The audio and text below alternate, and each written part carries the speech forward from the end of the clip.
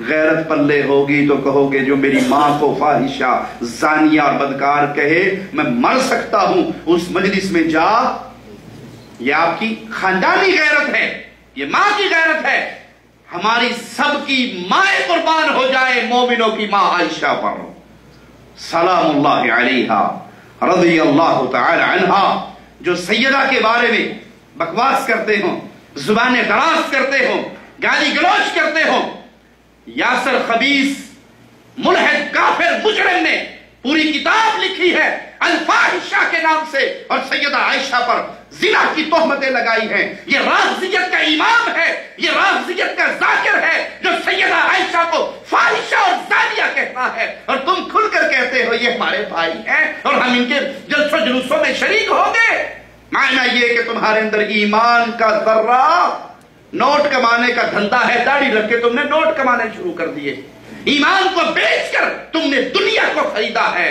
کل قیامت کے دن محمد کے سامنے کیا منہ لے کر جاؤ گے صلی اللہ علیہ وسلم۔ اللہ کے لیے اپنی غیرت کو جگائیے۔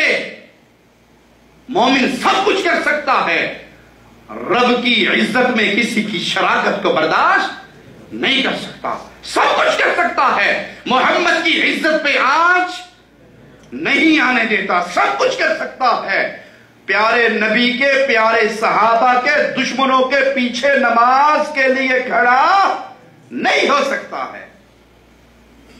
انجینئر مرزا علی جہلمی رافضیت کے پیچھے کھڑے ہو کے نماز پڑھتا ہے، ہاتھ چھوڑ کے نماز پڑھتا ہے۔ کئیوں نے سوال کیا کہ حضرت یہ ہاتھ چھوڑ کے نماز پڑھنا جائز ہے؟ میں نے کہا یہ بات کی بات ہے، ہاتھ چھوڑنا یہ باندھنا۔ اس شخص کے پیچھے نماز پڑھنا جو ابو بکر، عمر، عثمان کو کافر کہے، جو عائشہ کو فاحشہ کہے، جو قرآن کو جھوٹی کتاب کہے، اللہ کی قسم اس کے ایمان کو تسلیم کر کے اسے اپنا ایمان بنانے والا، ایمان تسلیم کرنے والا مسلمان رہ نہیں سکتا۔ تمہاری غیرت مر گئی، تمہارا ایمان کہاں گیا؟ للہ ثم للتاریخ کتاب کے اندر موسوی نقل کرتا ہے اپنے شیخ کے حوالے سے کہ ہمارے شیخ نے کہا تھا نقل کفر کفر نباشد، ان کی غیرت کو جگانا چاہتا ہوں جو ان جیسے چھپے ہوئے رافضیوں کو اپنا لیڈر سمجھ بیٹھے ہیں کہ محمد صلی اللہ علیہ وسلم تو جنت میں جائیں گے لیکن محمد کریم کی شرمگاہ کو جہنم کا عذاب ہوگا کیونکہ اس نے عائشہ اور حفصہ سے نکاح کیا تھا۔ اور تم ہاتھ چھوڑ کے ان کے پیچھے، ان کے مجمع میں کھڑے ہو، ان کے جلوسوں میں، ان کے مدارس کی زینت بنو اور خوشیاں مناؤ کہ ہم امت کو جوڑنے کا کام کر رہے ہیں۔ یہ تمہارے نبی کی شرمگاہوں کو جہنم کے عذاب کی وعید سنائے اور تم ان کو اپنا امام بنا کے پیچھے کھڑے ہو کے نماز پڑھو اور اپنے آپ کو مسلمان بھی سمجھو۔ مومن کی غیرت ہوا کرتی ہے، یہ زندگی سدا نہیں رہنی۔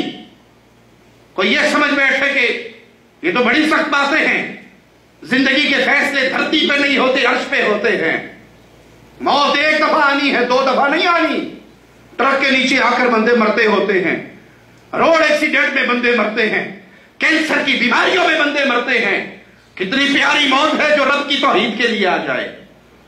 یہ زندگی سدا کا سودا نہیں ہے، ایمان سدا کا سودا ہے، جنت ہمیشہ کا سودا ہے، اور جنت نہ کسی مشرک کو ملی ہے نہ ملے گی۔